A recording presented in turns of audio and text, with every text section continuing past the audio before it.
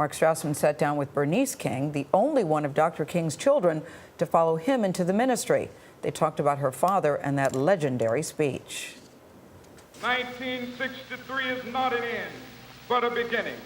No moment defined the movement quite like this one. Dr. Martin Luther King Jr. articulated the dream from the steps of the Lincoln Memorial. We must forever conduct our struggle on the high plane of dignity and discipline. As I listen to him, his messages, as I read his speeches, I'm like, wow, we need you. We need your voice today. Pastor Bernice King is Dr. King's youngest child. So you guys would sit here? Right, one, either first, second, or third row. We met her inside Atlanta's historic Ebenezer Baptist Church, where her father and grandfather both pastored. Do you feel your dad in here? He's constantly with me wherever I go.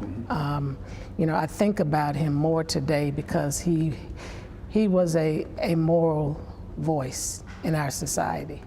And we don't have that today. That moral voice is missing. Dr. King and his wife, Coretta Scott King, had 4 children, 2 boys, 2 girls. Bernice, now 50, remembers her father was gone a lot, but his homecomings were special. My mother would say that he would just turn into a little kid. He would get lost in the fun with us, and it was as if you were like, is this the same man that's leading this movement? He was on the road a lot. Was it a big event when he came home? He said, we're gonna play the kissing game, and I would, you know, leap up into his arms, and everybody had what he called a sugar spot. And then he would go through all of the kids, and I would kiss him in those various spots, which was forehead, 2 cheekbones, and my sisters happened to be right off to the side of the mouth. And so that was our time of bonding, really. Favorite memory of Dad? Unfortunately, I don't remember a lot. I was 5 when he was assassinated. At Dr. King's funeral in April of 1968, that's Bernice in the white dress with her grieving mother. All of his fatherless children struggled growing up as kings. For me, I ran from anything regarding him. And part of it is, you know, this whole shadow. You know, who am I? Honestly, I did not spend much time reading any of his books, very, very little. Listening to his speeches and messages, I just kind of ran away from all of it, and it sort of probably resenting it. As a teenager, Bernice spoke at the United Nations against South Africa's then system of apartheid. At 24, she became an ordained Baptist minister. Today, she's also CEO of the King Center for Nonviolent Social Change in Atlanta, founded by her mother. A special exhibit there this month commemorates the March on Washington. They were concerned with whether or not they would have, you know, enough people. 250,000 people crowded the Washington Mall. King spoke last. Now is the time to make real the promises of democracy. The speech's signature moment came in the final 4 minutes, when he departed from his prepared remarks. I have a dream.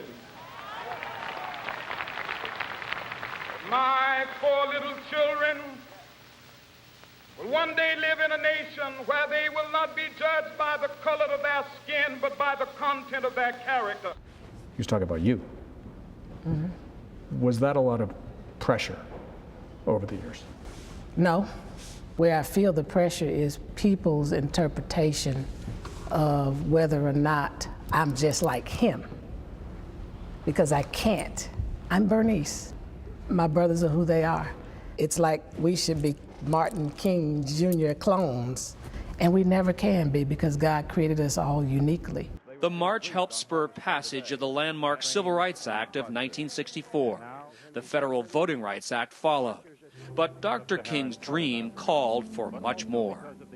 People tend to forget that along with the call for racial harmony, it was also a call for jobs, right, for a living wage. Exactly. You've seen all the statistics about, you know, black unemployment rate, 14%, double the national average, 30%, 6% of black workers make federal poverty level wages. So what is the state of the dream today? I guess some people would say maybe we are in the same place because the disparities are still great. He saw racial injustice and economic injustice as twins. And therefore, the dream still has to be realized and fulfilled. I mean, you know, we're not there. Not there, but edging closer, 50 years after her father challenged America's social conscience. For CBS This Morning, Mark Strassmann, Atlanta. I've heard Bernice King speak, Charlie. She certainly has her dad's oratory skills. She's an amazing speaker. It was a remarkable day, and what Dr. King brought, not only the words, but the cadence. I mean, he had a perfect pitch for that moment in history. Yep, those iconic words, the content of their character. It gives me chills every time I hear it.